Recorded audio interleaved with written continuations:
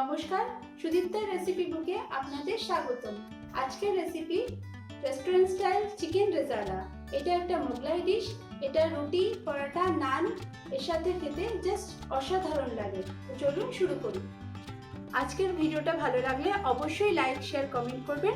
আর আরও নতুন ভিডিওর আপডেট পেতে প্লিজ আমার চ্যানেলটিকে সাবস্ক্রাইব করবেন।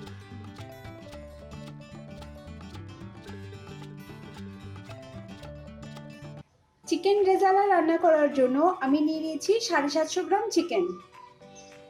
আর মশলার জন্য আমি নিয়ে নিচ্ছি 200 গ্রাম টক দই, 3টে মাঝারি সাইজের পেঁয়াজ আমি বেটে নিয়েছি, আদা রসুনের পেস্ট, কাঁচা লঙ্কার পেস্ট, 12টা কাজু বাদাম আমি ভিজিয়ে রেখেছি 1 ঘন্টা আগে, 1 চামচ পোস্ত নিয়েছি, সেটাও আমি ভিজিয়ে রেখেছি 1 ঘন্টা আগে, জিরে গুঁড়ো, গোলমরিচের গুঁড়ো, তেজপাতা নিয়েছি একটা, 4-5টা শুকনো লঙ্কা, আর গোটা গরম মশলা নিয়েছি। এর মধ্যে আছে এলাচ, দারচিনি আর লবঙ্গ, চিনি আর ঘি। ভেজানো পোস্ত আর কাজু বাদাম একসাথে মিক্সিতে দিয়ে আমি একটা সুন্দর পেস্ট বানিয়ে নিয়েছি। এবার আমি চিকেনটাকে ম্যারিনেট করে রাখবো। তার জন্য আমি এর মধ্যে অর্ধেকটা পেঁয়াজ বাটা দিয়ে দিলাম,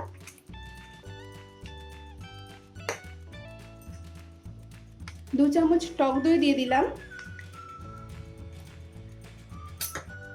আর 1 চামচ আদা রসুনের পেস্ট দিয়ে দিলাম।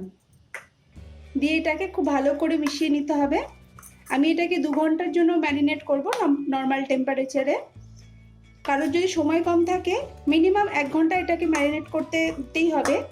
যত বেশি সময় রাখবেন তত ভালো হবে। তবে বেশি সময় রাখলে এটাকে ফ্রিজে রাখতে হবে এবং ফ্রিজ থেকে বার করে আবার এটাকে নর্মাল টেম্পারেচারে কিছুক্ষণ রেখে দিতে হবে। 2 ঘন্টা হয়ে গেছে চিকেনটা ম্যারিনেট করা। এবার আমি একটা কড়াই গরম করে নিয়েছি। কড়াইয়ের মধ্যে 2 চামচ রিফাইন অয়েল দিয়ে দেব,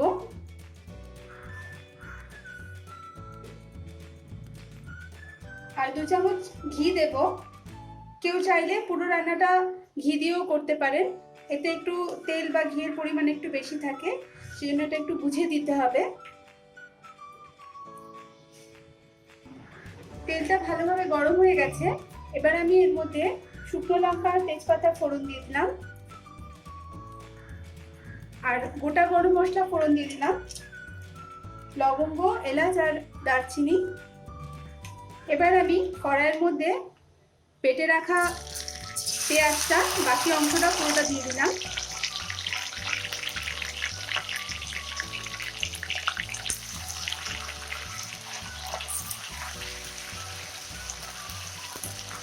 দেড় 2 মিনিট মতো পেঁয়াজটা মাঝারি আঁচে ভেজে নিতে হবে, যতক্ষণ এটা হালকা ব্রাউন কালারের হয়ে যায়। পেঁয়াজটা হালকা বাদামি রঙের হয়ে গেছে। এবার আমি এর মধ্যে দইয়ের বাকি অংশটা দিয়ে দেব। দইটা আমি দেওয়ার আগে ভালো করে ফেটিয়ে নিয়েছি।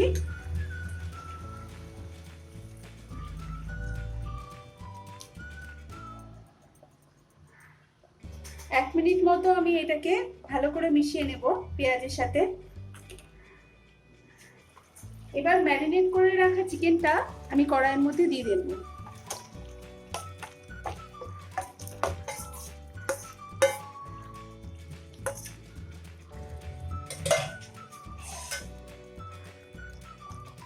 এখন গ্যাসের ফ্লেমটাকে হাই করে দেব এবং 3 থেকে 4 মিনিট এটাকে ভালো করে কষিয়ে নেব।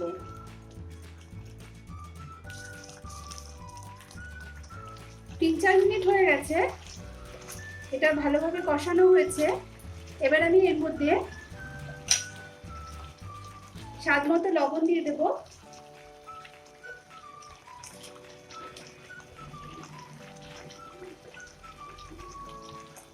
চিনি দেব 1/2 চামচ। এই রেসিপিটা একটু মিষ্টি মিষ্টি হয়।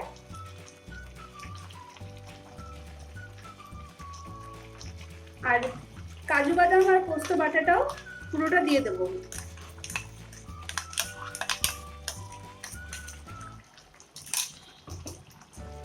ভালো করে মশলার সাথে এটা মিশিয়ে নিতে হবে।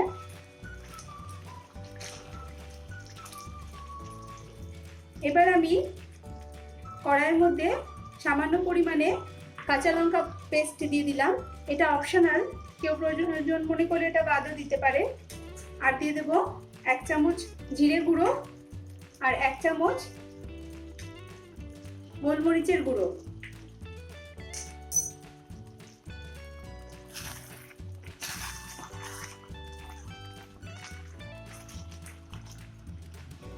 মশলাটাকে খুব ভালো করে আমি মিশিয়ে নিয়েছি।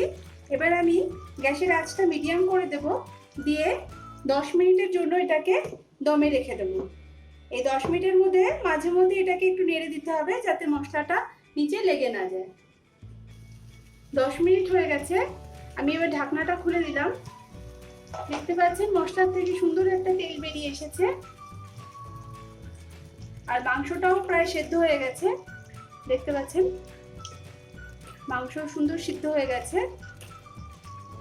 এবার আমি এর মধ্যে 1/2 কাপ গরম জল দিয়ে দেব।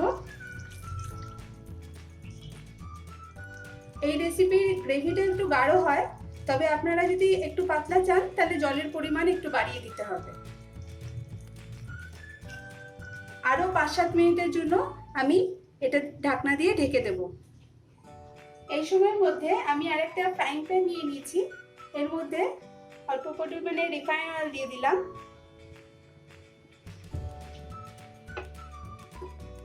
তেলটাকে ভালো করে গরম করে নেব। তেলটা গরম হয়ে গেছে, এবার আমি এর মধ্যে 2টো শুকনো লঙ্কা দিয়ে দিলাম আর একটা বড় পেঁয়াজ এইভাবে গোল গোল করে কেটে নিয়েছি। নিয়ে হাই ফ্লেমে এটাকে আমি টস করে নেব। এই সময় এর মধ্যে হালকা চিনি দিয়ে দেবো, তাহলে পেঁয়াজগুলোতে সুন্দর একটা কালার আসবে।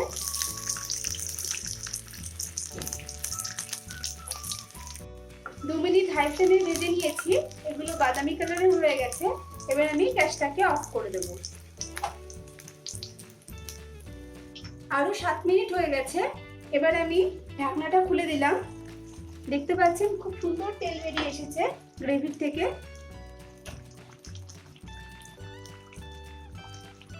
এর মধ্যে আমি ভেজে রাখা পেঁয়াজ আর শুকনো লঙ্কাটা দিয়ে দিলাম। দিয়ে এটাকে ভালো করে মিশিয়ে দেব গ্রেভির সাথে। এবার আমি এর মধ্যে দিয়ে দেব 1 চামচ কেওড়া জল। আসলে এটা একটা মোগলাই রেসিপি, তাই এর মধ্যে কেওড়া জলটা আমি দিলাম। আপনারা যদি প্রয়োজন না মনে করেন এটা বাদও দিতে পারেন। আর আমি এর মধ্যে দিয়ে দেবো সামান্য পরিমাণে স্যাফরন, এতে খুব সুন্দর একটা কালার আসবে। আপনারা এটাও প্রয়োজন না হলে বাদ দিতে পারেন। 1 মিনিট মতো এটাকে আমি আরো ভালোভাবে এটাকে ফুটিয়ে নেব। আরো 1 মিনিট হয়ে গেছে, আমি এবার গ্যাসটাকে বন্ধ করে দিলাম। নান, রুটি বা পরোটার সাথে খাওয়ার জন্য চিকেন রেজালা এখন পুরোপুরি রেডি হয়ে গেছে।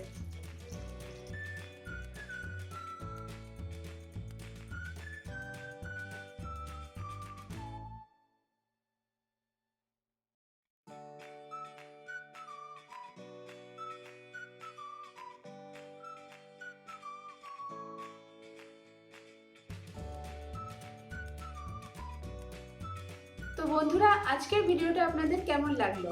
আপনাদের মতামত অবশ্যই কমেন্ট বক্সে লিখে আমাকে জানাবেন।